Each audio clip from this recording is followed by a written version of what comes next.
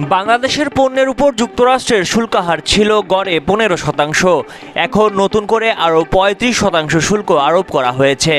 আগামী 1 আগস্ট থেকে নতুন শুল্ক কার্যকর হওয়ার কথা রয়েছে।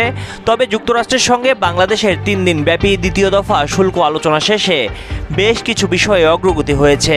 তাই ঢাকার আশা, আগামী 1 আগস্টের নির্ধারিত সময়ের আগেই একটি ইতিবাচক ফল অর্জন সম্ভব হবে। এদিকে শুল্ক আরোপ করার ঘোষণায় বিশ্ববিখ্যাত ওয়ালমার্ট বাংলাদেশের পোশাকের কিছু ক্রয়াদেশ পিছিয়ে দিয়েছে, কিছু ক্রয়াদেশ স্থগিত করেছে বলে জানা গেছে। শনিবার প্রধান উপদেষ্টার উপপ্রেস সচিব আবুল কালাম আজাদ মজুমদার বলেন, কিছু বিষয় এখনো অমীমাংসিত থাকলেও আলোচনায় বেশ অগ্রগতি হয়েছে। তিনি জানান, উভয় পক্ষই সিদ্ধান্ত নিয়েছে যে আন্তঃমন্ত্রণালয় পর্যায়ে আলোচনা চলবে এবং দুই দেশের প্রতিনিধিরা আরও বৈঠকে বসবেন। আলোচনা সরাসরি ও ভার্চুয়ালি উভয় মাধ্যমেই হতে পারে। 7 জুলাই মার্কিন প্রেসিডেন্ট ডোনাল্ড ট্রাম্প 14টি দেশের নেতাদের চিঠি পাঠান। বাংলাদেশ এসব দেশের অন্যতম।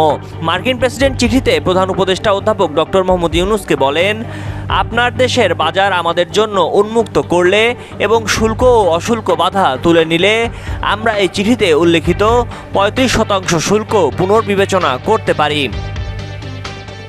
রয়টার্সের খবরে বলা হয়, বাংলাদেশ যুক্তরাষ্ট্রে পোশাক রপ্তানিতে তৃতীয় বৃহত্তম দেশ এবং দেশটির রপ্তানি আয়ের 80% এবং মোট দেশজ উৎপাদনের 10% এই খাত থেকে আসে।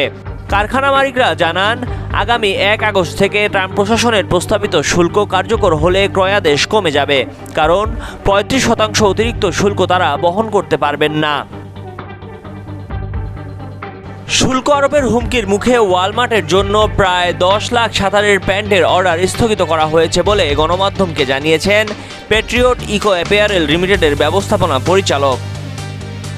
যুক্তরাষ্ট্রের আন্তর্জাতিক বাণিজ্য কমিশনের তথ্য অনুযায়ী 2025 সালের প্রথম 5 মাসে বাংলাদেশ থেকে যুক্তরাষ্ট্রে পোশাক আমদানি করা হয়েছে $3.38 বিলিয়ন, যা আগের বছরের একই সময়ের তুলনায় 21% বেশি।